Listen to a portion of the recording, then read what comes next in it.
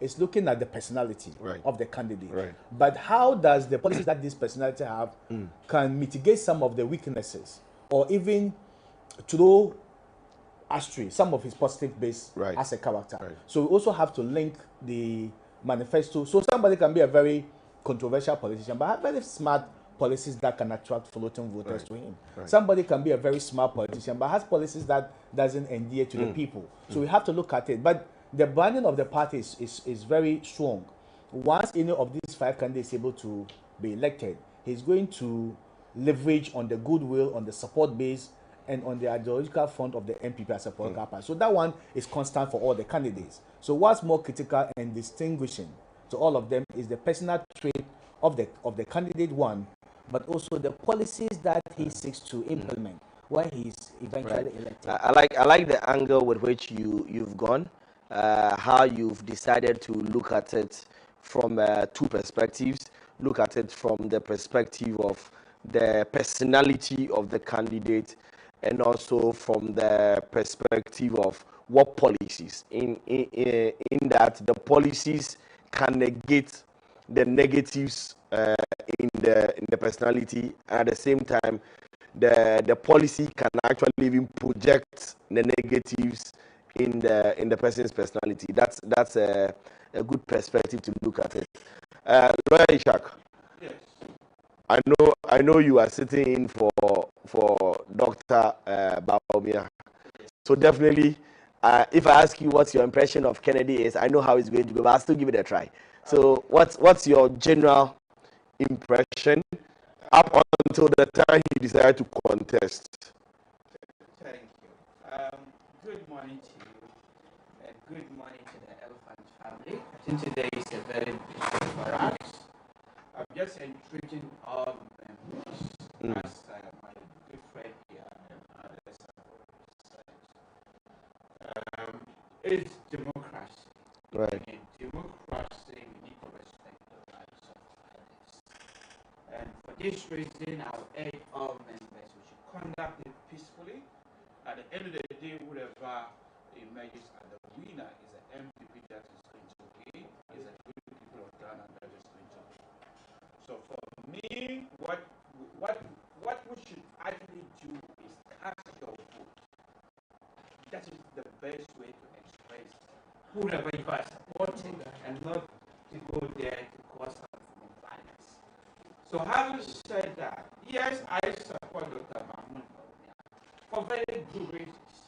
But it doesn't mean I hate Kennedy Agyapong. But as the saying goes, the thing speaks for itself. It's for this reason why some people who, I wouldn't say they don't have interest, but they don't have direct interest in the outcome today as compared to myself here. And yet, they are able to objectively say something about the candidate that makes him, how can I put it in a mildly political manner? That puts him the sort of person we should avoid voting for as our president. Professor Alido have mentioned a word maverick, and that frightens me, especially a weak developing country, to elect a maverick as your president. If he is maverick, he's more or less like combining the personality traits of Donald Trump and Idi Amin.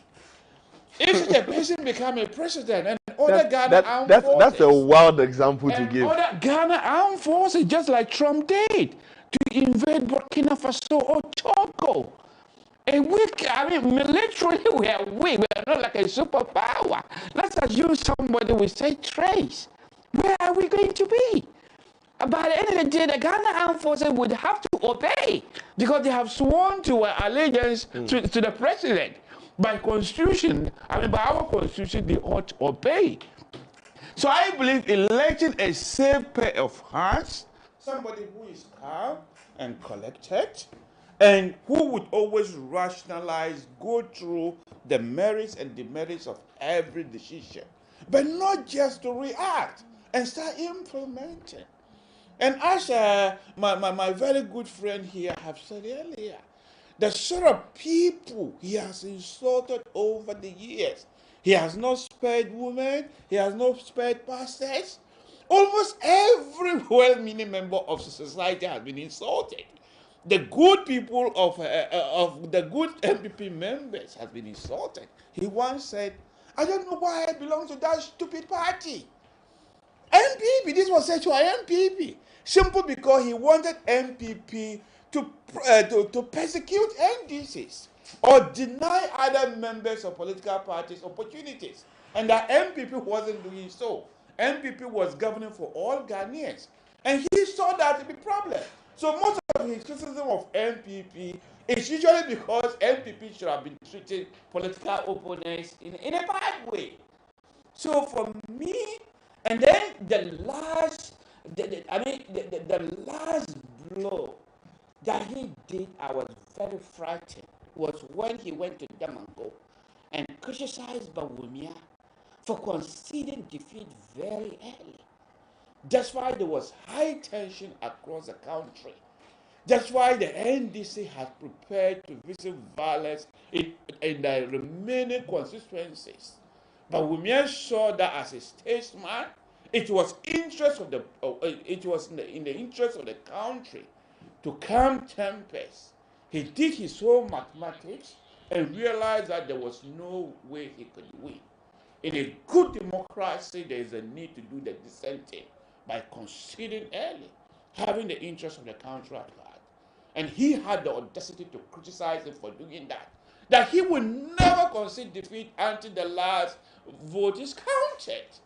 And we want to elect such a person as a flag bearer and possibly a president of the republic. I'm very, very frightened about his ambition and his interests. For me, I mean, from what my friend said, he has changed simply because he's now looking for presidency. But I don't really think he has changed. His behavior now is like somebody with schizophrenia or bipolar disorder. In the morning, he goes that way. In the evening, Lawyer Shak, are you not being too dramatic no, this morning? His behavior. I don't mean he himself. No, but you can see that with bipolar disorder, I mean, it consists of manic and depressive symptoms. When they are manic, very happy, elated, they act nicely. In depression, they move more or less like a mood swing. For me, I want a president who is calm and collected, who reason in a pattern I can predict. I want to serve somebody that I know that if I disagree with him, I can say so to him without fear. Right. I was listening to some BBC documentary, and one of the reasons why Hitler lost the Second World War was simple because his own advisor and aide could not wake him up. When the German soldiers was being defeated in Poland, he was sleeping. Why would I want to have a president that I'll be afraid of him at all times? I should be able to disagree with him in cabinet if he's making a decision. Right. But you say that this man is not predictable. If I say to him today, he might accept it, or he might order I should be executed. So pause on that thought. I'm going to Prof. Prof, I'm actually going to your constituency. Just a minute, I beg you. Okay. I think lawyer, my definition of maverick was taken out of context. I know.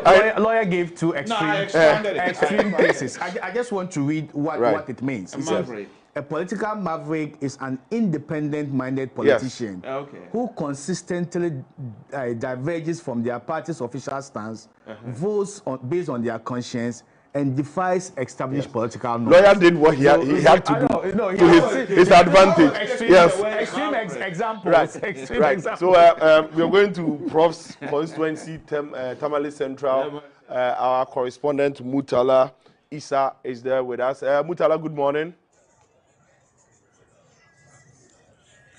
Yeah, good morning. Thank you very much. The Tamale Central Constituency polling station.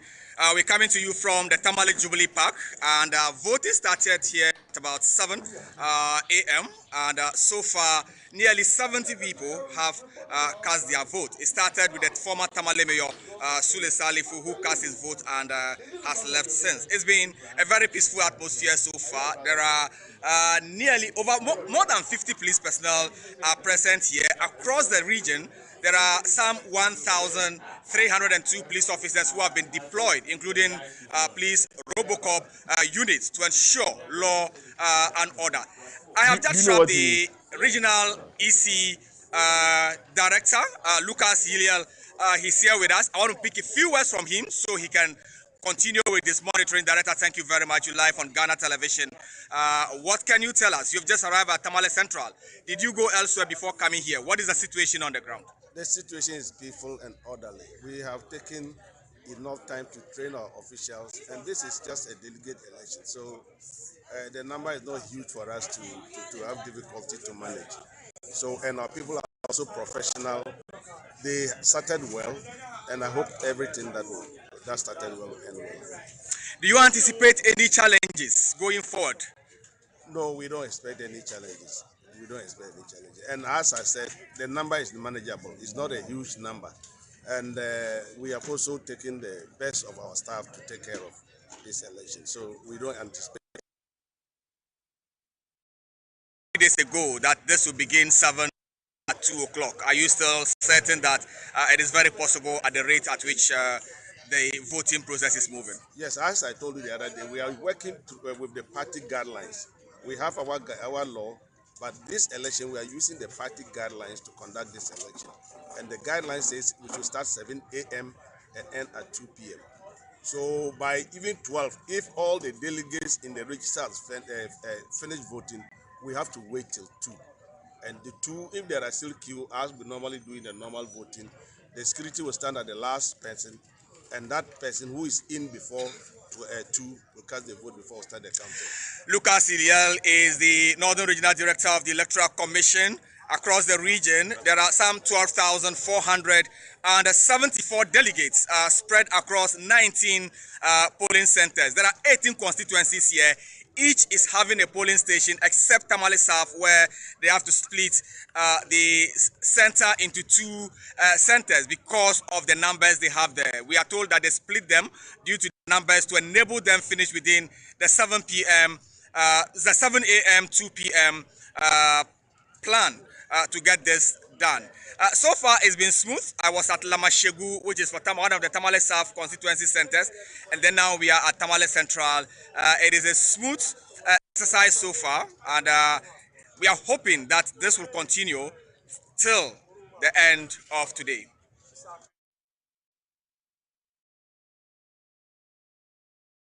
Welcome back. Coming back in studio, we would do a quick review of also Dr. Brian Echampong. Then no, I'll come back to you. I'll come to you. I'm going to start with you, so I'll come to you. But in the meantime, we'll also be connecting with our correspondent in Central Region. I think he's in the same constituency as in Central, if I'm correct. So we'll come to you immediately we are able to connect with him. So yes, lawyer.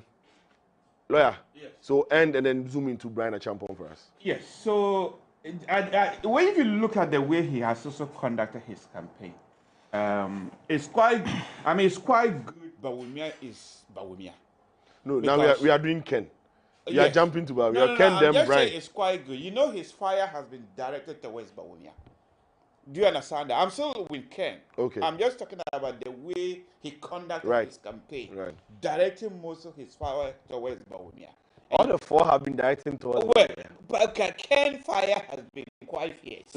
So you can see Bawumia is really Bawumia, calm and collected. Right. But if it had been any other person, maybe the return fire would have been huge. And he marketed himself more or less as an outsider. How can you be an outsider when you were the chairman of the Defense Committee in Parliament? You were the board chairman of Ghana Gas, and you had also had several board membership. This is not an outsider. And even that, look, you are claiming that somebody has failed, yet, as the writer said, you have consistently won your seat. But what happened when you left? We lost the seat to the NDCs. I mean, this also points to some weakness in you. For me, our loss was a collective failure as a party. Conditions did not favor us. It has nothing to do with the candidate. So the way he conducted his campaign, I think is just wrong. And I'm so happy that today the delegates have the opportunity to reject them. Yes, with Brian Achampong, as you also said, the way he also conducted his campaign from beginning, I might say he changed. He was quite divisive from the very beginning. They say that his campaign was directed towards Bawumia. And it was like, this is an outsider. And he lost because of Islam. He lost because of the northern factor. And I think some well-meaning Ghanaians have spoken to him. He seemed to have listened a bit. But as I said, he also have some bipolar traits. In the morning, something else, he could easily revert back. But he has some experience. Yes, he's in parliament. I mean, he was parliament, minister of Agric, and I think deputy minister of Interior at some point. He was also at the Jubilee House. So he's part of the reason why we haven't lost the 2024. But he seemed to have taken himself outside. So he is part and parcel of it. In terms of his personality, whether he will be a good president, I think as compared to Bawumia, he is not. So let's do the comparison between the two. As compared to Bawumia, I don't think he stands a chance. He's not a household name. It will take a lot of time. We'll probably need about 10 to 16 years to market him for him to get known to the rest of the country. I understand he has not been able to go to all the 275. So far, he's the only one who has gone to all the 276. Has he? Yes. Okay. But he has also been exaggerating quite a lot. So we have to be careful about that. The money that my friend was mentioning, I think he tried to mention it before you stopped him. He said he has been helping a lot of people. I mean, especially in the eastern region. Most people said they didn't receive the help. So, I mean, he needs to find out who was he really helping. And does that mean if you help, you need to be helped to become president? Were you doing it because of your presidential ambition? Or you were doing it because you think NPP was the right party? I think the reason why, and probably let's put it in context. Yes. I remember that when he started his campaign, he was not going in that tangent. It was when the delegates started asking him, what have you done for this party? What has been your contribution? That's where he started trumpeting how much he has spent. So if you put it in context, it doesn't come across as if he was blowing. So he was responding to specific questions. So for me, there are some reports that he was also in the American Army. Though he himself have not been highlighting it, but so he has mentioned it to a few occasions. If my future president have sworn an allegiance to a foreign army in the past, I'll be worried of him. Why would somebody who has served in a foreign army, especially an imperial army such as the United States, and wants to be my president? Why? So for me, it is I'm not sure why Ghanaians have not been highlighting that. Some country, this will be a killer blow. So for me, he needs to clear that aspect up. If you have sworn allegiance, you're not only for dual. If you were just a dual national, I understand. But to have sworn an allegiance to a foreign army, an imperial army, with my country being have suffered colonialism in the past, where is your allegiance? Can you easily switch such allegiance? I doubt it. So for me, if it was Ghana army, that would have been a plus, but an imperial army such as the United States, that should be in the minds of the voters. I'll come back to you to understand why, with all this, still NPP even considered him for him to even get to this point, because this is a very foundational ethical issue that you've raised. But Prof, Dr. Brian. he seemed to share similar qualities with Ken Ajapong, but they are points of departure. So he also presents himself as a businessman, somebody who has been able to build businesses and has the skills of growing minds and turning things around. Okay, so Prof, hold on for me 1 minute. I understand that the Honorable Kennedy Ohene Japan just finished voting at his constituency. So if Kingsley can hear me, Kingsley is at Asin Central. Kingsley, can you hear me? Yes, I can hear you. Okay, please, over to you. Well, thank you very much, and you are welcome to Ascent Center, where the exercise is taking place at a polling station that is known as Centenary. That's the polling center here. I am told that here we have 548 candidates who are expected to turn out here to come and cast their vote. As I speak with you, I can say approximately about 23 people have cast their vote. Why this center is very important or quite important is the fact that it is the center of one of the candidates who are contesting in this, of course, and that happens to be Honorable Kennedy Ohene Japan. He is voting here, and as I speak with you, he has already voted. You will see in your shot Honorable Kennedy Japan casting his vote at this particular center. We spoke with him, and he looked so enthusiastic.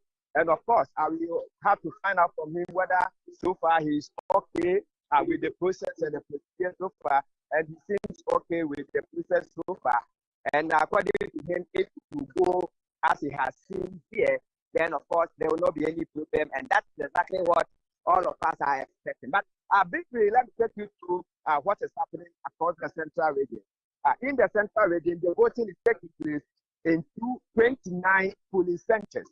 29 police centers, and somebody may ask why, because the constituencies are 23, but here in the region, the centers now we've been given to by the electoral commission is 29. This is because for Cape Coast, for instance, we have two centers, that is Cape Coast North and Cape Coast South, because it is big, it's divided. So there we have two centers. When you go to a place like Agona Street, that's the Agona West constituency, there, even though it's one constituency, because of the nature of the constituency, it's been divided. So they are going to have two. No, if you see victory, I don't think no vote. We hope it doesn't happen.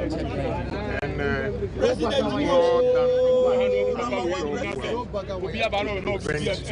and everything. So I expect fair contest. At some point of the campaign, it got a bit hotter and tighter. After this polls, if you emerge as victorious or otherwise, what is the assurance that the party will be able to come back together, form a unified front, and then go into battle in 2028? I don't think it's an issue, because we're all going to come together as one party and work. So there shouldn't be a problem at all.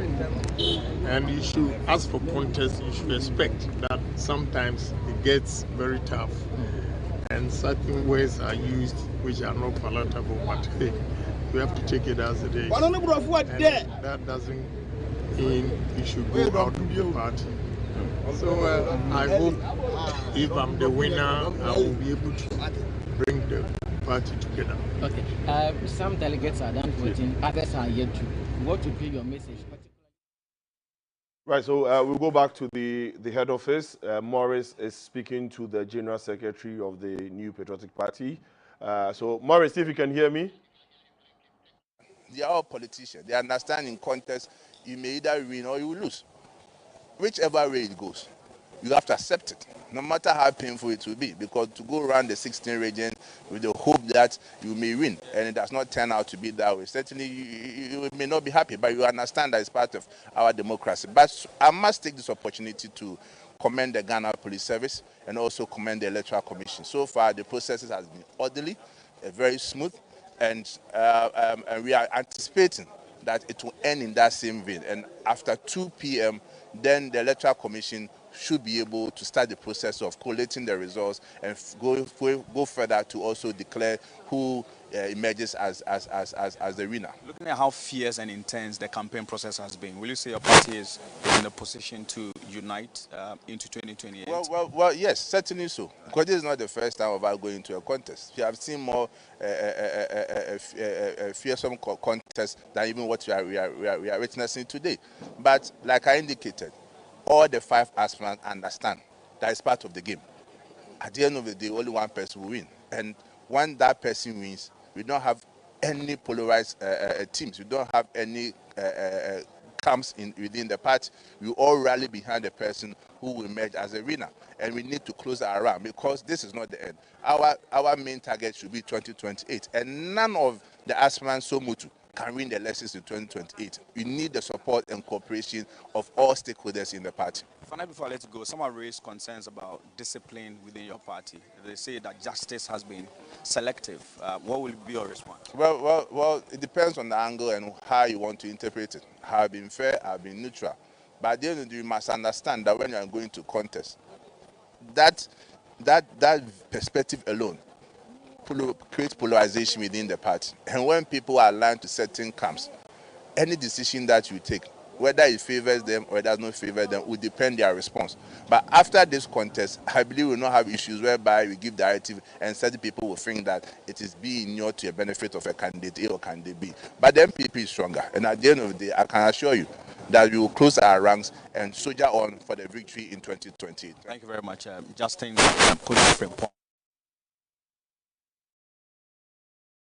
NPP, he says that the whole process has been smooth thus far, and indeed here at the party headquarters, the environment very calm, delegates coming in one after the other to cast their ballot. This is where the victory speech will be delivered. So later in the day, when all the results are collated, the Electoral Commission will declare the result at the EC headquarters, and then the winner will be here.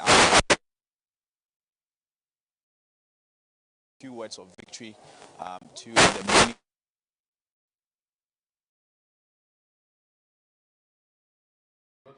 Okay, so in back studio, Prof, so back to you. So I was making the point about the business skills that has been by Champon, and people believe that if he's able to manage very well businesses, create opportunities for the youth, he's likely going to do the same when he eventually emerges as the flag bearer of the NPP and eventually the president of the Republic.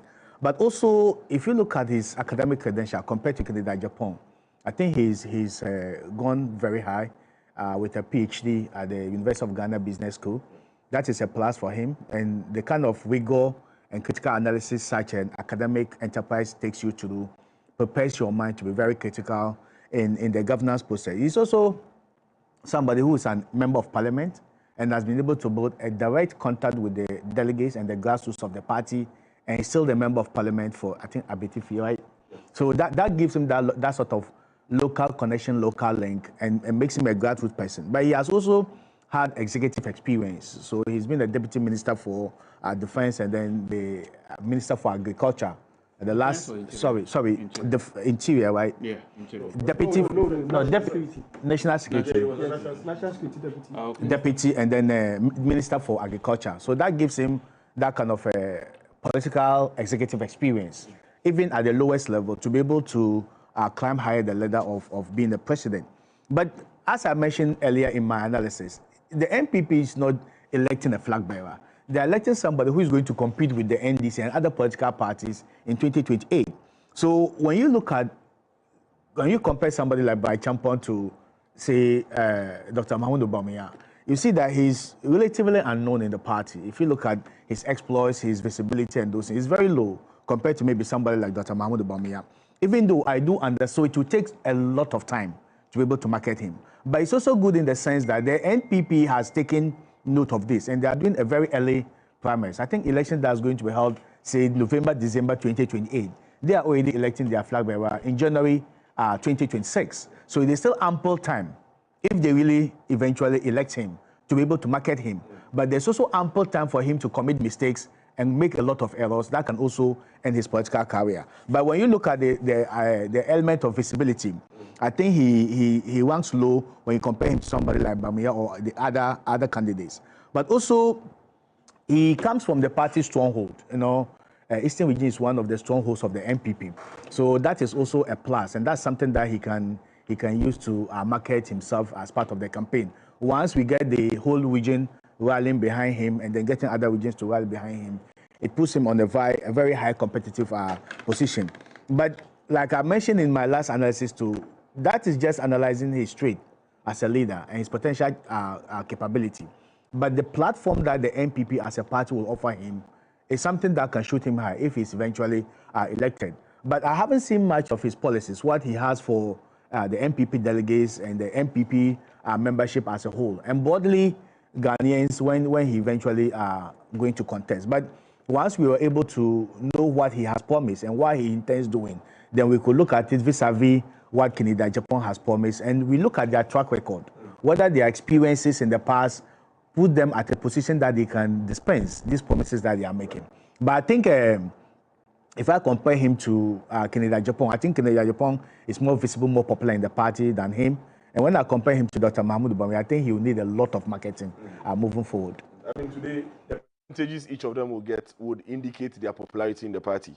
Because the people who decide popularity in the party are the ones taking the votes today. So if you get more than 50%, it tells you how popular you are in the party. If you get below, it also gives you an idea how popular you are in the party. We are going back to the headquarters. Morris is speaking to one of the party officials. So, Morris. Of communications and a member of the Ken campaign team. Welcome to GTV. Yes, sir. Yes, sir. Very much confident your candidate is winning. Yes, we're winning. You will see. The majority of the NPP delegates have decided that they're going to vote for Honorable Kennedy Japan because they want power. They don't want just a presidential candidate. And you can see today that people are quiet, moving in and voting, casting their vote. It tells you the atmosphere. It tells you the mind of the ordinary NPP voter. And today you're going to see clearly by 2:30, we expect that the former flag bearer, Dr. Mahmoud Bawumia, should come out clearly early to come and concede defeat, because you know that what he did for John Mahama, you can do the same thing for us, so that he can come early and concede defeat, so that we can move on as a party and bring our a new flag bearer here to come and give his victory speech. So that's what we're expecting from Dr. Alhaji Mahmoud Bawumia. And what happens if your candidate doesn't win today? We know that. We know from the projections we are winning by almost 56%. So we know that from the projections, there's no way Dr. Bawumia will win these elections. But the polls do not suggest same.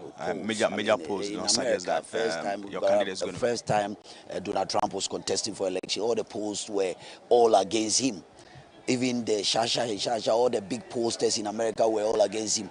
But the skeptics, the ordinary Republicans voted for Donald Trump to become the new leader of the party. So forget about the polls. We believe in the delegates out there. We believe in the ordinary delegates, and we know that they're going to vote for the new flag bearer, Honorable Kennedy Japan, because the ordinary people out there are pushing. It's the ordinary people who are pushing, the NPP voters out there who are not delegates, who are pushing that we should bring Kennedy Japan. The ordinary voter who are there are pushing that we should bring Kennedy Japan. And that's exactly what the delegates are going to do today. It will be the shocker of the century. You will see it today, 2 p.m. You will see the results trickling in, and you get the shock of your life. But you as a person, I mean, if Dr. Bawumia wins, are you willing to? We are not there yet. We cannot cross a bridge. We cannot cross a bridge when we don't know exactly what is. But I'm confident that my candidate is winning the elections. I am confident, 200% confident, that Kennedy Japan will win this election. Why am I saying that? Last time that we went into an election, he came in at the 11th hour as a candidate. Remember, the whole establishment, including the government machinery, were behind Bawumia. He was able to garner 37%. If you were somebody who's a watcher, political observer, can't you see there is something there? We took a candidate to an election. He performed abysmal in the history of NPP. And that tells you that the delegates are not, they know what they're looking for. And definitely they are going to vote for Kennedy Japan to lead the party. But if he wins, that will be his first time. Yes. And so, I mean, your opponents have said that he's not been marketed that much Kennedy Japan is popular than Bawumia. Dr. Bawumia. Kennedy Japan is popular than Bawumia throughout the country, who go through the nook and crannies of this country. Why is it that in the street, everywhere you go, they are saying, bring Kennedy Japan. If you don't bring Kennedy Japan, we are not going to vote. Why are the taxi drivers are saying if it's not popular? Why are the Gen Zs on social media saying that we should bring Kennedy Japan? Why are the market women in Kumasi, Bantuma, calling for Kennedy Japan to come and lead a party? So it tells you that something is going on. He's popular and he's going to win these elections. Thank you very much. Eneso Subempa is a member of the Ken campaign team there.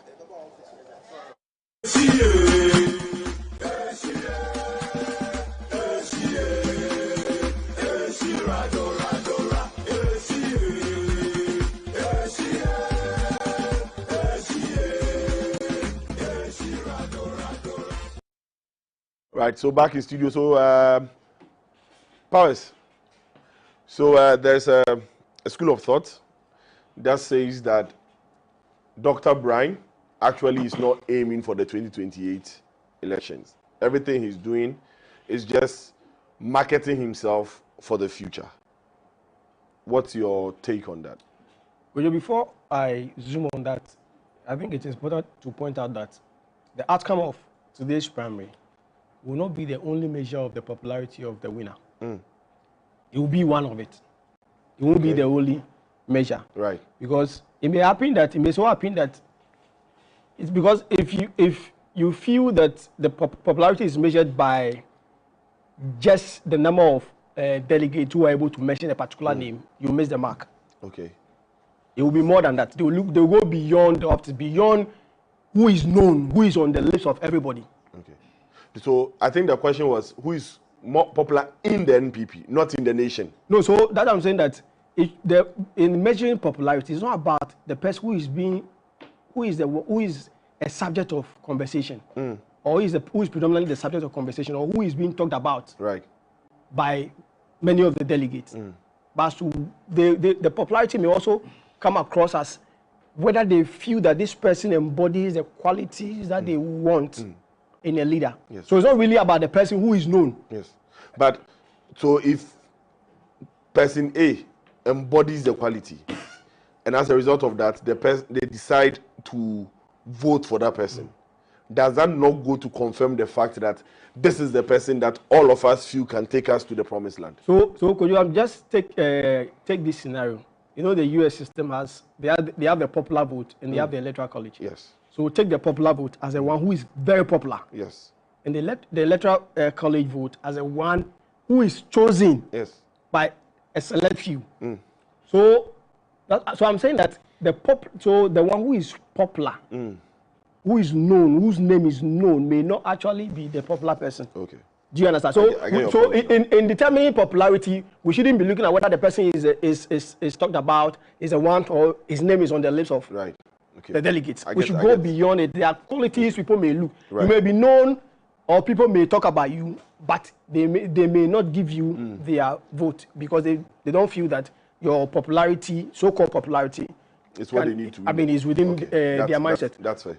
The thing is, Brian comes across as an all-rounded person. In fact, he has a nuanced understanding, a nuanced balance of skills and experiences. You know, he has a string of businesses, and funny enough, he appears to shadow between technology and even, I think he has, so let's say, he has a bit about technology, he has hospitality, the media, he also owns a football club. That he has, this is a business thinker. In fact, he's a strong person when it comes to business, and you know, he can connect to the grassroots. He has an NGO that empowers the grassroots. In fact, when you go to the Eastern region, I think after the former president, he's the second most popular person in the Eastern region. Right. And he's young.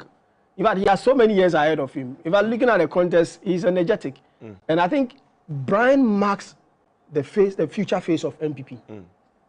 So I agree with a section of Ghanaians who are saying that Brian is only gunning for 2030, or is preparing himself for a future contest. I agree. And I think he's a face because he is someone whom the NPP can use in the near future. But he must be measured because, you know, some of his public commentaries during the reign of the former president, I mean, were unsavory. For a young person to be doing that and at a point saying that when NDC wins, then opposition, National Democratic Congress wins, the then government was not ready to hand over power. I mean, such commentaries, public commentaries, should not be coming from someone who is aspiring for such a graceful office. I think beyond that, he should now be measured. He should control himself. But looking at all the skill sets, the experiences, I think he is a future of NPP. Right. He's an asset the NPP must protect and guard for tomorrow. Right. Okay.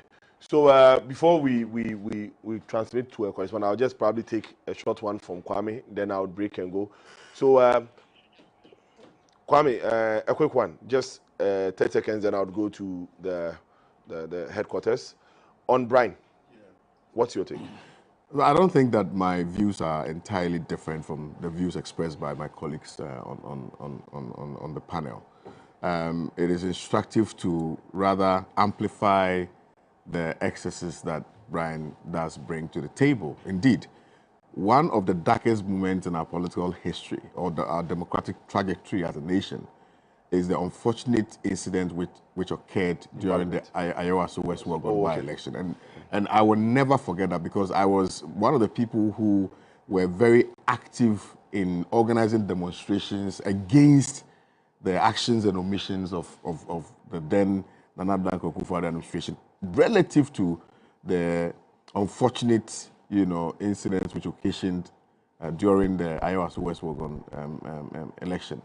And the person who was primus inter pares in that was Brian Achampong. You cannot take that, and that's a stain that will forever be stuck to his name.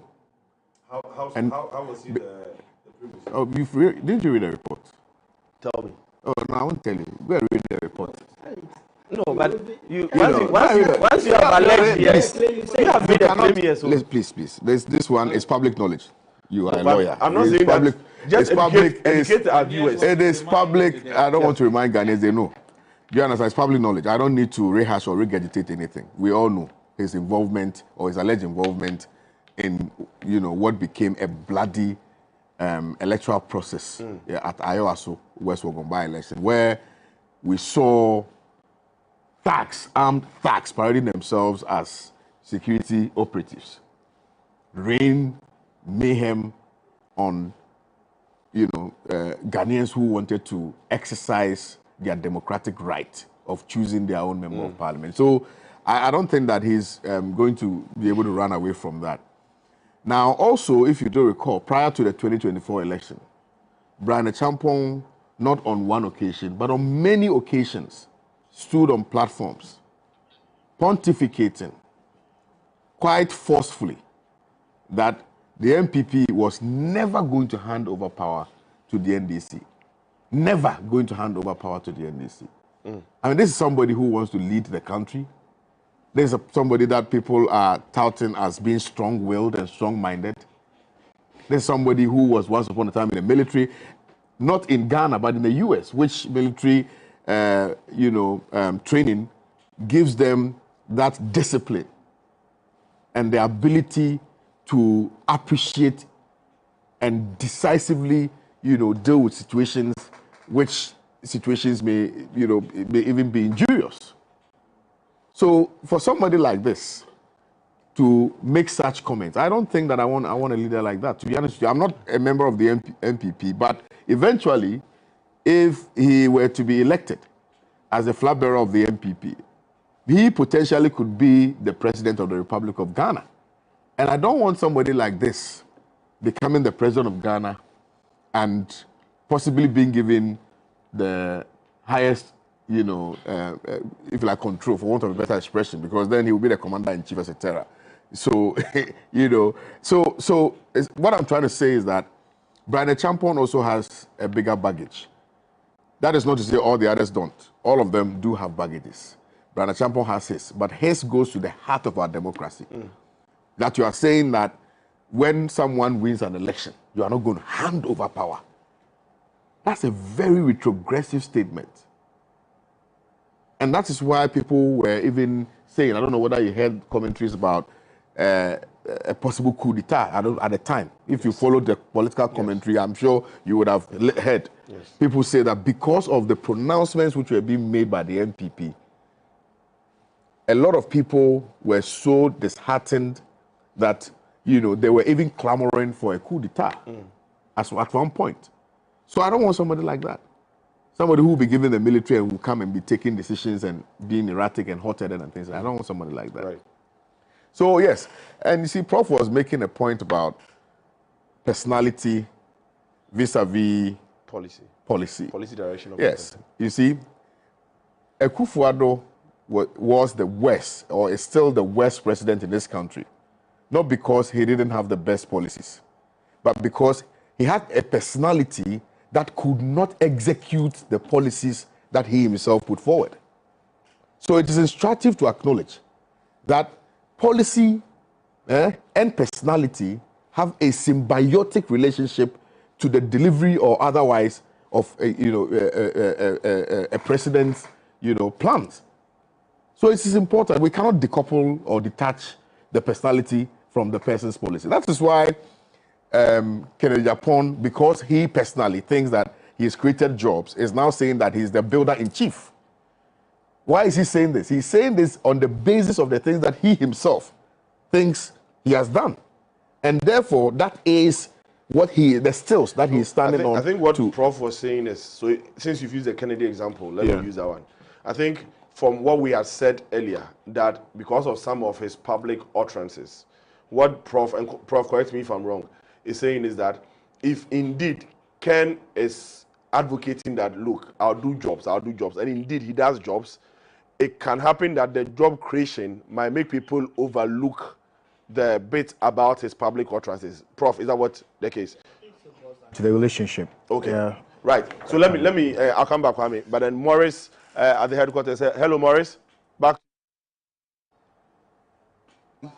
Will you say that your party is lacking discipline at this particular moment? As for discipline, it's quite dynamic, so you can't achieve absolute discipline. So almost every time you need to be working at it. So when I say discipline, I'm talking about we following process.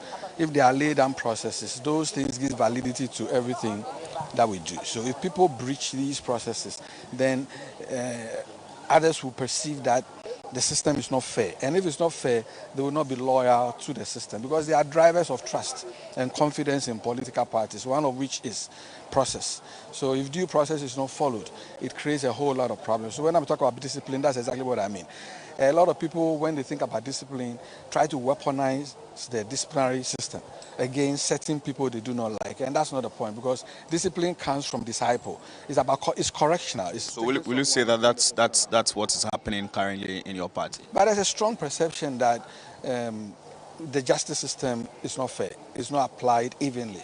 And that is a problem. And it signals to people outside of the party that we're not serious because we want to be given the opportunity to govern. And so the only way people can see whether or not we are ready is the way we handle things within. So if you don't handle things properly within, you signal to people outside that you're actually not ready for governance. If you cannot follow your own processes, how can you assure Ghanaians that when the country is handed to you, you'll be able to follow the processes? So will you call for a complete overhaul of the current national executive? Well, that's not for me to say. I mean, we'll go through an election, and if the good delegates of this party decide that they want to change everybody totally, that's fine. What I'm saying here is that I want to run, and I believe that I have the experience to do that. I started as an organizer in the constituency. I became Greater Accra Regional Chairman. Even in between there, I was Secretary for Alliance for Change, Kumi Prekum, as a very small boy, working right through, Second National Chairman. I really know the party, and I started so young that I learned from the greats. And so here I am. I believe that the party requires a change. It needs re-engineering and it requires innovation. So you need someone who's actually done it before, not people who have passed other channels, but someone who's actually really done it before. The good and the bad, the person knows. The person doesn't have to think. The person really, intuition, he knows exactly what to do. And so We've not really heard much about you and your aspirations to lead the party as a chairman.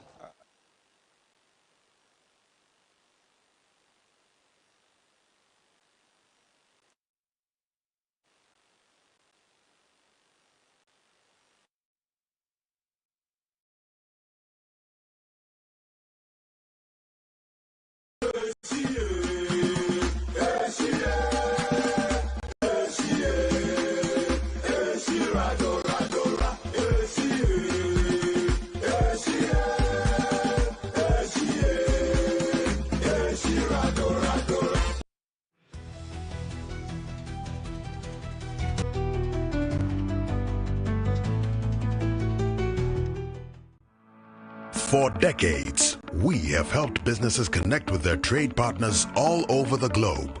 From Ghana to Burkina Faso, Côte d'Ivoire, Benin.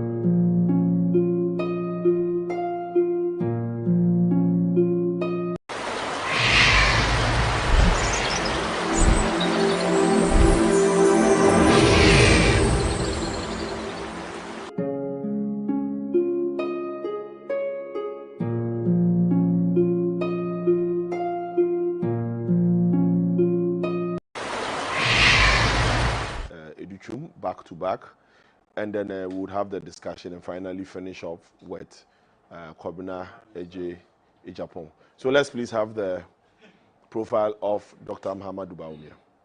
Born on October 7, 1963 in Tamale, northern Ghana, into a family dedicated to public service, Dr. Muhammadu Bawumia pursued a path of excellence in academics.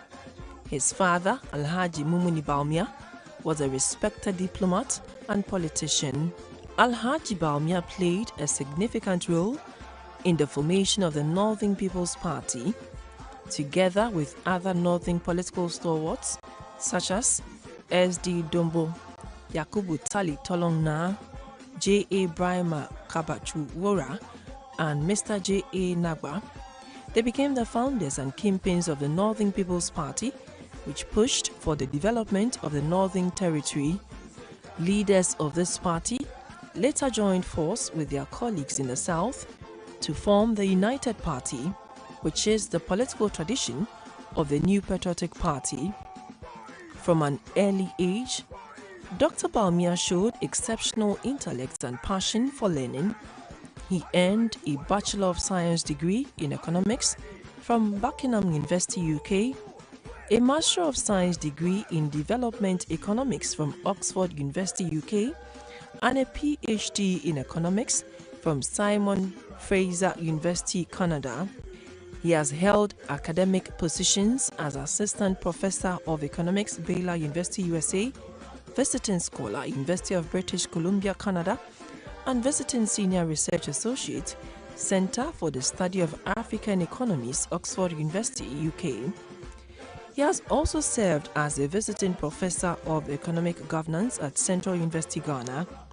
As an economist and banker, Dr. Bawumia had a prestigious career, which includes serving as the Deputy Governor of the Bank of Ghana from 2006 to 2008 and the resident representative of the African Development Bank in Zimbabwe in 2011. Dr. Mahamudu Bawumia contested as running mate to the New Patriotic Party candidate Nana Addo Dankwa Akufo-Addo in the 2008 election. With this, the NPP increased a share of the vote compared to 2004 in all the then 3 regions of the north in both the first and second round. Dr. Bawumia was re-nominated as the vice presidential candidate to Nana Akufo-Addo for the 2012 general election in March 2012. However, the NPP lost the presidential election to NDC's John Mahama. Dr. Mahamudu Bawumia has proven to be the most influential vice president in Ghana's history, having been selected as a running mate on 4 consecutive times: 2008, 2012, 2016, and 2020, and emerging as vice president in the last 2 presidential elections in 2016 and 2020 respectively. His starring role as the NPP's lead witness at the 2012 election petition at the Supreme Court is undoubtedly one of his highest points. Through his appearance at the Supreme Court, terms like pink sheet and "you and I were not there" entered the lexicon of Ghanaian politics. As vice president, he became synonymous with innovation and economic modernization. He spearheaded the digitalization of government services, championed financial inclusion through mobile money platforms, and promoted policies to strengthen Ghana's economic resilience with the objective of building Ghana's digital economy. Under his leadership, the Ghana card became the backbone of national identification. Mobile money interoperability revolutionized financial inclusion. The paperless port system improved efficiency and reduced corruption, while the digital addressing system formally identified properties nationwide. His initiatives transformed the economic landscape, opening new opportunities for businesses, farmers, and young entrepreneurs.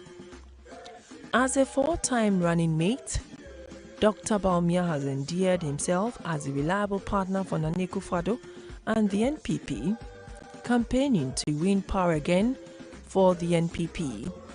His vision for a modern, inclusive Ghana continues to inspire a new generation of leaders. His campaign focuses on leveraging technology, empowering youth, and ensuring a resilient economy for all Ghanaians. Dr. Bawumia is a consummate politician who, in political discourse, believes in speaking to issues with data and facts.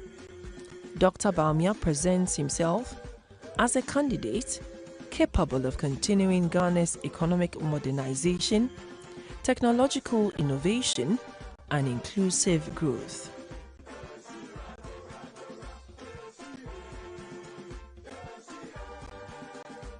Dr. Yao Osei Educhum is a Ghanaian educationist, policy maker, and former cabinet minister whose career has spanned classroom teaching, global education reform, and national governance.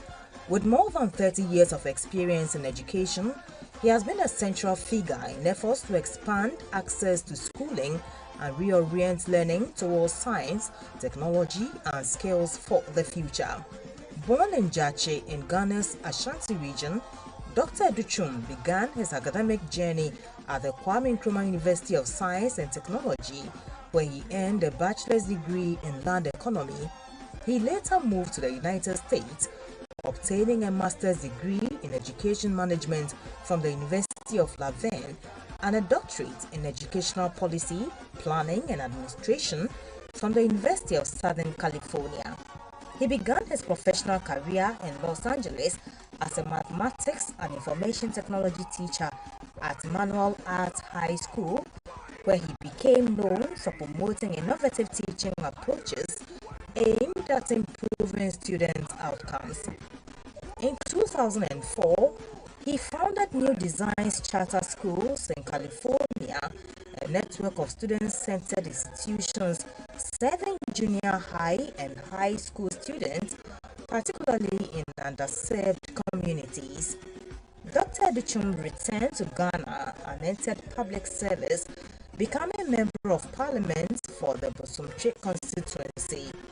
He was appointed Deputy Minister for Education in 2017 and later Minister for Education, a position he held from 2021 to 2024.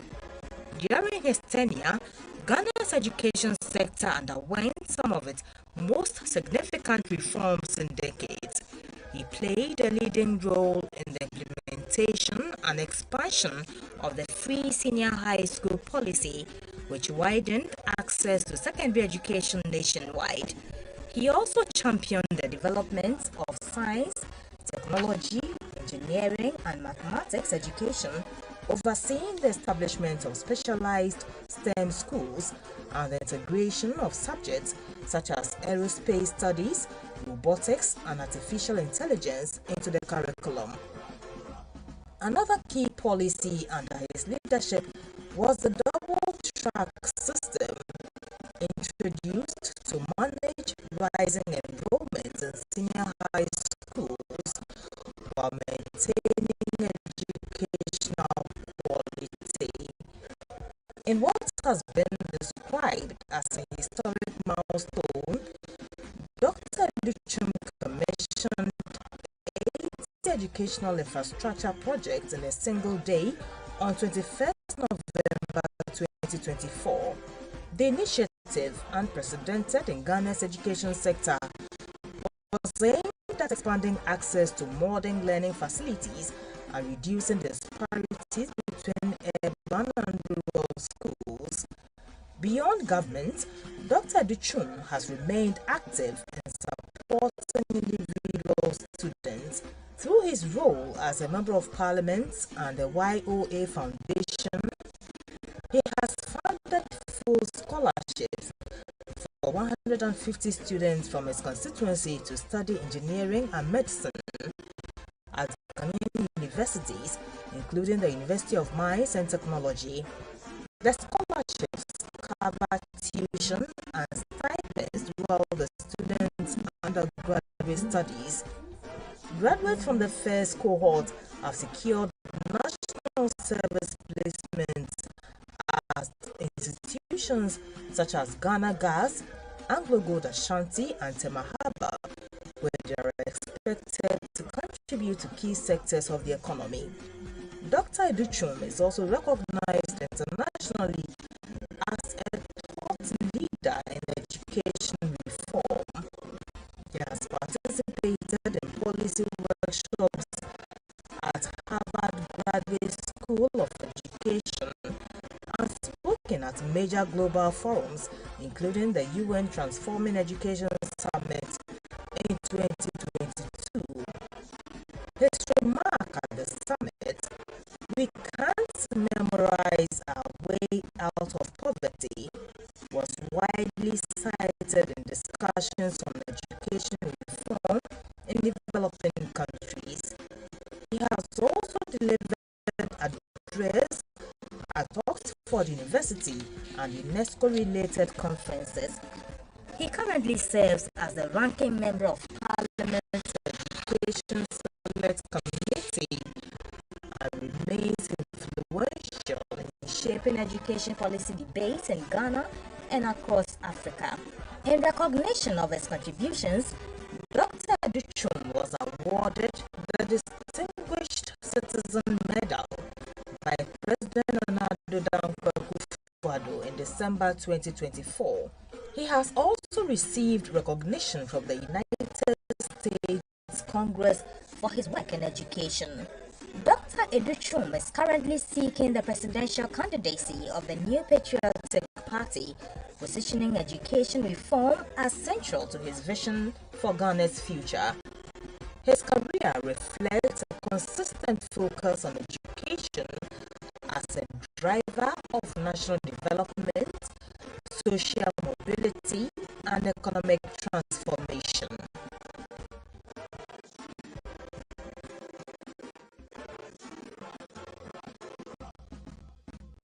In every election, Ghana searches for leadership, not just charisma, but character, not just promises, but preparation. Kabina J. Japon's story begins in a home steeped in public service. The son of a high court judge, raised with discipline, faith, and an early sense that leadership comes with consequence. At Infantipim School, the values of duty and excellence were not slogans, they were expectations. Then, tragedy in 1982, his father was among the 3 High Court judges abducted and murdered, one of Ghana's darkest chapters. For a young engineering student, grief became a crucible. Trained as a civil engineer at Kwame Nkrumah University of Science and Technology, and later in the United Kingdom, AJ Japan learned to build systems, roads, runways, infrastructure where precision is unforgiving and failure visible. From highways to airport runways, his work shaped physical Ghana long before he sought to shape its politics. But engineering was never his only language. For nearly a decade, he spoke to the nation through sports, anchoring primetime television, covering Olympic Games, telling stories of discipline, defeat, and triumph. Sports, for him, was not escape. It was metaphor. As Ghana returned to constitutional rule, AJ Japan moved from commentary to political combat. In 2001, he stepped into the inner circle of power, appointed press secretary to President John Ejekun Kufuor. For 5 years, he stood at the crossroads of governance and communication, managing crisis, shaping message, defending policy at home and abroad. It was an apprenticeship in power, how decisions are made and how consequences are lived. In 2014, the party turned to him again, electing him General Secretary of the New Patriotic Party. But politics is not only accent. In 2015, he was suspended from the party. A sudden silence. For some, that is the end. For others, it is recalibration. He returned to engineering leadership, revitalizing professional institutions, restoring credibility, earning continental recognition. Away from the slogans, he refined a belief that Ghana's biggest deficit is not ideas, but its execution. In 2022, Kabina J. Japan declared his intention to run for president, not as a messiah, but as a manager of systems, an engineer of governance. Away from the cameras, he is a husband, a father of 3, grounded by family, shaped by laws, disciplined by process. In a nation debating its future, Kabina J. Japan offers a question as much as an answer. Can experience outweigh excitement? Can systems defeat slogans? Delegates will decide come January 31.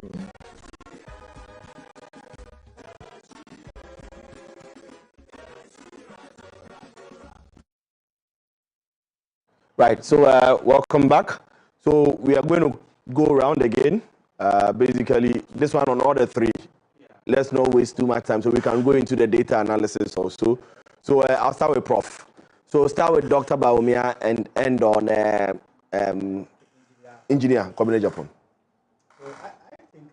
Dr. Mahmoud Bawumia is one of the most widely marketed candidates among the 5 that are contesting. He has been in the political scene for over 20 years. I think he started in 2008. He has been a running mate for 8 good years, vice president for 8 good years, and then the flag bearer of the party in the last elections. He has contested 5 elections since he moved into the political scene, and he has a very solid educational background. When you say he has contested 5 elections, clarify it so as running mate 2008 to Akufo-Addo, as running mate 2012 to Akufo-Addo, as vice president and vice president 2016 and 2020, okay. And then as flag bearer. So his face has been on the ballot once. Yes, once. He has been once. Okay, so but in terms of the contest, you see, you go. It's a ticket for viewers. Yes, it's a ticket. So he has been part of the ticket 5 times. Yes, 5 times. Right. So he's a household name. He's well known, and he has a very solid educational background. He has attended very strong, high-ranking schools. He has experienced and worked with that kind of skills. He's well known and respected. He's very humble. People like him for his humility and the fact that he's very down to earth, very practical, and very empathic. But one of the things people have used against him has been the fact that his point of departure, and indeed his very strong foot in the political scene, was his economic ability and capability. And I remember people have said that one of the most justifiable reasons why Akufo-Addo used to get him on board was the fact that we needed somebody who can take care of the economy. And there's no any other person apart from him. Given the experience he has had and the remarkable work that he did as Deputy Governor of the Bank of Ghana. So, but if you look at the 8 years period that we've had NPP being in government, we've seen how the economy has suffered, and that actually made people to believe that it was more about, I think he couldn't bring his theoretical knowledge to bear on the practical aspect of the economy, especially as head of the management of the economic management team. And this has even become more clearer, given the 1 year that NDC has been in power, and the relative stability of the economy, the exchange rate, has actually magnified what was not done in the past 8 years, visibly, clearly. So that's one of the issues that could be look like a deficit, not just for the primaries, but moving forward into the May elections. That will be the issues that come up strongly. And people have also played this identity politics around him after the defeat of the party in the 2024 elections. One of the propaganda issues was the fact that because he was a Muslim, the party lost because he was a Muslim, and also because strongly he couldn't rally the northern vote and the Zongo votes and all those things. And definitely, if he eventually wins, that identity politics will play out strongly. And last but not the least, people also believe that because of his humility and demeanor, people think that he's not very strong-headed when it comes to decision-making processes, and that affects him. But apart from all these things, I think all the polls put him ahead, and I believe, I haven't done any polls, but I believe that if you aggregate most of the data, it seems to suggest that he's on the lead. And I'm also convinced that it may be true because the delegates that voted him, elected him flag bearer in the last election, hasn't changed. Right. It's the same there. Though people may change positions and swap a little bit or expanded, but it's still very clear that he's likely going to lead. Then the education minister has been relatively new. I think he came with the Akufo-Addo administration, yes, but he has done a little bit well in terms of the educational sector. His ability to manage the free senior high policy of then government, and then the school feeding programs, though there are a lot of issues that came with it. But at least to be able to implement those very forceful, outstanding policies of the NPP government suggested that he's somebody who can put theory into practice. He's also a grassroots person, manages a constituency, deals directly with the people. So he has a stronghold he has a constituency in the party that he can rely on to be able to move forward. But the other bit of the fight is just the school feeding program, how do you call it, the rotational bit of the free senior high system, the double track system, and then the challenges that came with it are some of the things that people have used against him. But they also think that it's not so forceful in political domain in making his positions very clear. Right. And also there will be a little bit of challenge the market. Sorry, let me know. They will need more time to market him. And just like I said in the case of Brian Champon. But I also take consolation in the fact that at least the NPP have almost like 3 years to be able to market whosoever wins. Engineer Komna Japan is an astute, how am I going to say, a skills person. I think he's had a lot of experiences. I think he has been the leader of the Ghana Engineers Association, and he has been the general secretary of the party. So he understands party mobilization, party structures, the rules of the NPP, and the principles that underpin philosophically the NPP as a political party. So that gives him an edge. You know, he understands how to manage grassroots expectations and all those things. But he hasn't had that kind of practical executive experience. He hasn't been a minister of state before. I'm not even sure whether he has been an MP. Not. So technically, he's well versed in managing a political party. So when the political party transitions into government, how then does he continue with the management of the affairs of the state? So all in all, if you put all these 5 candidates together, I think Dr. Bawumia stands out. By the time we leave, I'll let everybody do their prediction. That's fine. So we'll do a prediction in a descending order. Then we'll take you from there. Yeah. Kwame, the 3. Well, the 3. So you're looking at Dr. Yao Educhum, Dr. Bawumia, and then Engineer Kwabena Japan. I think that I will not depart from the analysis of Prof, except to add that if you look at apart from being the education minister, I really don't know the role that he's played politically. I mean, he said that he was out of the country. He was during one of the visits of President Akufo-Addo during his campaign. That he met him and told him that when he needs him to come home. Absolutely. But it's not enough for you to think that because you were invited by former President Akufo-Addo and because you were given a ministerial position, you are cut for presidency. It's not enough. He himself, I'm not sure, is really popular within the party. And so it will be a daunting task for him. It's a very, very difficult bridge to cross. And so for him, I really do not see him pulling any surprise by the end of the day. He's not really in the equation, to be honest. Then you look at Engineer Kwabena Japan. I think that he's somebody that I really, really do admire. If you look at all the candidates, he appears to be the one with less baggage, you know, and he's quite, shall I say, popular in the party, or he was popular in the party in the past. So let me just put it that way. You know, that for somebody who once upon a time was the general secretary of the party, means that he had a little bit of control, you know, within the party. But as to whether he was able to transition into the current structure of the party is another question for us to answer, and I'm not sure that we have answers to that yet. I think that, as I think was it Prof or Ishak indicated, I think it was also you indicated, or I think it was Prof, that after the elections today, we will now see who has control or who has some level of influence in the party. So I wish him all the best. I have very little to say about Engineer Kwabena Japan. Then you come to Dr. Bawumia.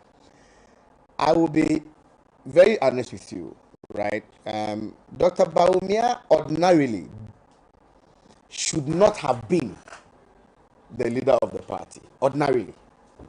Particularly because of the things that he himself did to himself. And why am I saying this? The NPP in 2016 won the election based on the proclamations made by Dr. Bawumia, that he single-handedly superintended over the campaign of the NPP, that he was more like the poster boy. He heralded almost all the things that Ghanaians wanted to hear. He did all of that. He was the man in the ivory tower, but could also descend and mingle with the people and tell the people what they wanted to hear. He is the man who questioned every economic decision of His Excellency John Dramani Mahama. He is the one who named His Excellency John Dramani Mahama incompetent, called him incompetent, and it became his name. So Dr. Bawumia was very instrumental. Let nobody deceive you. Very, very instrumental. What economics that's a good for, I don't know. So, and you know, Ghana's economy largely, I mean, Ghana's politics largely is built on the economy. Everything is centered around the economy.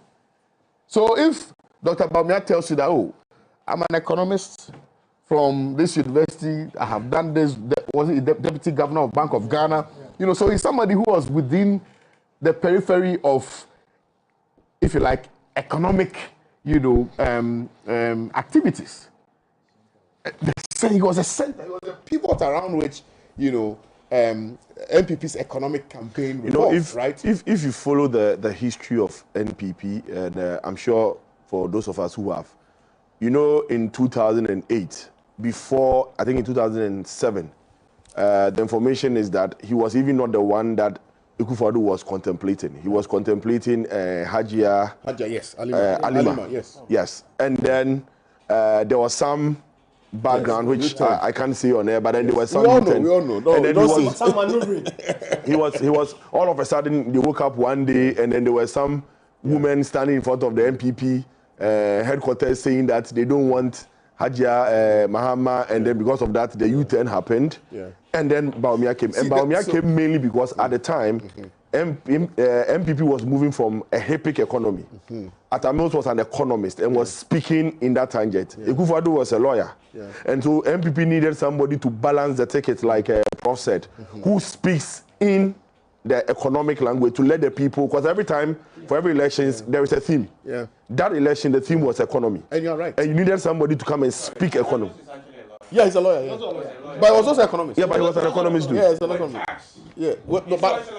Yes. Tax law. Tax law. Eventually, yes. So he has a nuance from a legal perspective. In fact, I've had the opportunity to reach his. But I think he was. What was he at GRE then? No, but he has a nuance understanding of the economy. Because I understand he was working at the GRE. Tax bait. He was at the tax bait. Okay. More legal. Yeah. Okay. But the discussion, the theme around that period was economy. Yes, very central. And so NPP needed somebody who appreciates it, and that's what the argument was when they brought in Bawumia. Like you said, he delivered. Albeit the first 8 years, the complaint was that he was too gentle, he didn't understand politics. He went back and he came stronger. And now it seems like MPP is also using it against him. It's like the party uses things they do for themselves. You know, there's a proverb that says that animals are trapped by their horns. Men by their words. So whatever you say today will be used against you. Can and will be used against you tomorrow. The same way Ishak is using Ken's words against him. You're also using the Bawumia's campaign things against him. So the point I guess I'm trying to establish here is that, so that's why I said ordinarily, based on all the things we know, based on the benefit of history, based on the benefit of Akufo-Addo's administration, ordinarily, Dr. Bawumia should not have been the person that everybody is clamoring for. However, I think it's quite clear that if you put all these people together, if you do proper SWOT analysis, you look at their strengths, you look at their weaknesses, opportunities, and threats, it is evidently clear that the person who stands out is Bawumia. And you see, I need, and I've said it, and I'm going to regurgitate, that we need a stronger opposition. It's important. For the furtherance of our democracy, we need a responsible opposition. We need an opposition that understands the role of opposition. Which role is to put the feet of government to the fire of responsibility. Imagine that regardless of whatever it is that Dr. Bawumia had done in the past, that he is elected to lead the party, we will be able to have sound economic conversations in this country. That's a fact. That because of the possibility that NPP may give the NDC a run for their money in 2028, NDC will be minded when they are taking some economic decisions. Because as we speak today, NDC appears to be having a field day, albeit that they are doing a very fantastic job. So right now we have nothing to say. But as governors, And you can trust that at some point This one. the rails will derail. And then we'll come back to having conversations about the economy. So you need an opposition leader who understands it and who will be able to what? To put the feet of government to the fire of responsibility. And I'm saying this because, look, and I consistently without fail told the NDC this, that you do not have to discount the possibility of NPP coming to power in the nearest foreseeable future. What was it said about His Excellency John Dramani Mahama prior to 2016? He was rejected. Rejected. But in 2024, Ghanaians polling parity with the performance of Nana Addo Akufo-Addo have decided to bring him back. And he also has the benefit of experience. So he's bringing that experience to bear, which is why people are saying this is graceful leadership. This is impactful leadership, because he has the benefit of experience. So let's not discount Bawumia, because Bawumia is also bringing some experience, whether good or bad. Because as human beings, we all learn from the journey. And the journey will definitely not be smooth. When we are going to Kumasi, there are bars of not so. There are some potholes, not so. There are undulating roads, not so. The new expressway would prevent that. Well, whatever it is, the journey will never be straight. So Bawumia also has an experience, right? And that experience will come in handy when maybe, just maybe, but I pray it doesn't happen, that we begin having conversations about the performance of this government, this government in relation to the economy. We need that. And so responsible opposition is important. And we need somebody who will be a proper mouthpiece for the NPP, because what is happening in Parliament is an eyesore. What is happening in Parliament is an eyesore. We have irresponsible, leaders in Parliament leading the NPP. Irresponsible people in Parliament leading the NPP. Which is why now it is more imperative without more that they get somebody who will unify the front of the party and represent that arrowhead that will be able to bring alternative solutions that will challenge the status quo. Right. So Dr. Bawumia, for me, irrespective of all the excesses, irrespective of all the excesses, is the candidate that I, Kwame Osuda, also sitting here, even though I'm not an NPP member and I'll never be, right, would love for the NPP to elect, so that tomorrow, Kojo, we can have informed conversations, so that tomorrow we'll be able to now contest some of the numbers. Right. That, as Musa Dankwa, I'm sure, will tell you, that tomorrow we'll be able to compare data to say that, well, you are doing well, but I believe that if you do X, Y, Z in addition to what we are doing, the dollar may come to 5 cedis. Not so? That we'll be able to have conversations and say, oh, inflation now is at 5.7%. But if we're able to do X, Y, Z, we can bring inflation to, let's say, 2%. That, yes, even though policy rate has been dropped to about 15%, if we did X, Y, Z, we can bring it down to a single digit of maybe 6. Those are the progressive conversations I want us to have.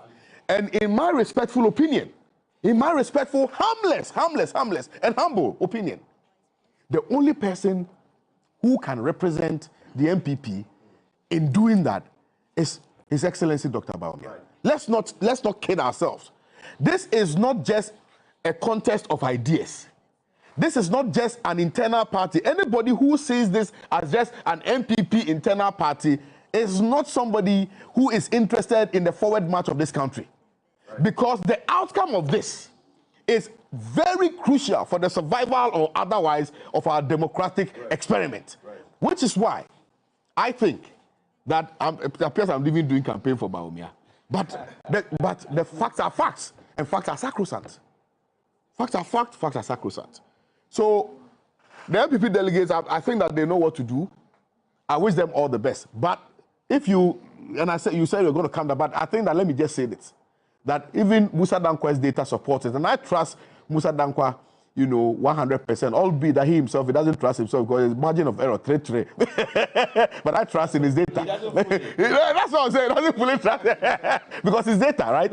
But the point is that based on all available data, based on commentaries, based on projections, it is quite clear, palpably so, that today is for Dr. Bawumia. Thank you. So, Kwame was making a very interesting point. Point he made about economy. Point he made about Bawumia being somebody who can give good information, give good competition, give good numbers, arguments, and everything. But if you look at it across, you will notice that all 3 deputy finance ministers under the erstwhile administration are with another candidate and not with him. Does it not give some indication on all this talk about numbers, economy, being the one who can give that argument? I mean, you can speak to that one and then finish off with that for the other 2. So, Kojo, I think it is, on this table, it is well understood that the conversations bordering on the economy, in fact, will drive the major debate going to 2028. And as it has already been said, this election should not be seen as just an internal contest, but one that will reflect the larger picture. Particularly, the delegate should be ready to elect a candidate who is appealable, the candidate Ghanaians will vote for. Someone who will endear himself to the populace, the electorate, the larger electorate. So it is important. Now, Bawumia appears to be the most popular candidate among the 5. In fact, I can say that among the 5, he's the most experienced. Yeah. Right. Yeah. Most experienced. That's true. He has executive experience. In fact, he was the face of the New Patriotic Party from 2012. Yes. From 2008. From 2008. 18, yeah. 2008 to date, he was the face of the New Patriotic Party. And I can say that apart from the former president, Nana Addo Dankwa Akufo-Addo, and the other former president, Kufuor, he is the 3rd most influential person in the New Patriotic Party. So we can't write him off ordinarily. And he has experiences in the economy, finance, business, in fact, technology. In fact, at a point in time, he was talking about technology more than even the IT experts we know in this country. He was advancing policies, bringing them together. In fact, he was leading conversations around digitalization. You know, so in fact, I can tell you that he did live the vice president life, because he was visible as a vice president. Arguably, he's the one who has brought more life exactly into that space. Exactly. Because legally, when you look at the constitutional framework, vice president, they are like the shadow of the president. But he like deputy ministers. Yes, like deputy ministers. But he flipped the coin. In fact, Bawumia was visible to the point, because the thing is that, in fact, Nana Addo Dankwa Akufo-Addo could not hold proper conversation when it comes to economy. Right. Or economic matters. So Bawumia was doing more of the conversation. But that was where his challenges also started. Because they projected him as an economic intellectual and a reformist. But as Kwame and other panelists have said, the promised economic transformation did not translate into lived experience or lived reality. Which is why today many Ghanaians are saying that this man was projected as an economic transformer or messiah or intellectual. But the government in which he served ran the economy of this country aground. Fiscal distress, economic mismanagement. If you look at the DDP, the DDEP, many people had to lose their lives because of some of the pathetic and poor decisions they took, and because of how they mismanaged the economy. So Bawumia is coming into this election with the baggage of the previous administration hanging on his neck. Now he will have a lot of work to do. Convincing Ghanaians that even though I served in the previous administration and even though we run aground the economy of the country, I will be a better person if I'm elected. Now, Educhum, I think Educhum is an educationist, as you were articulated, is an educationist. He's well-mannered, soft-spoken, and at a point in time, he appears to be a tough talker. When it's time to talk, engage in tough conversation, he's somebody I can say that is really available to do that. But he has little political experience. I think he's more like a vice presidential material than a presidential material.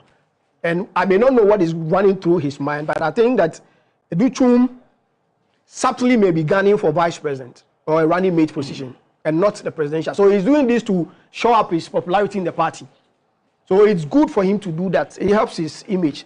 Now, Kwabena Japan is a good mobilizer, but he has a solid understanding of the political terrain in this country. As you pointed out, he once served as a general secretary. Yes. You get it? And he's an experienced grassroots person. But the challenges he faced during the days of Afoko, when he was a general secretary, in fact, affected him greatly.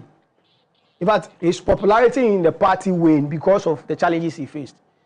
Because at the point that it was seen that he was more like, he was an opposition to the then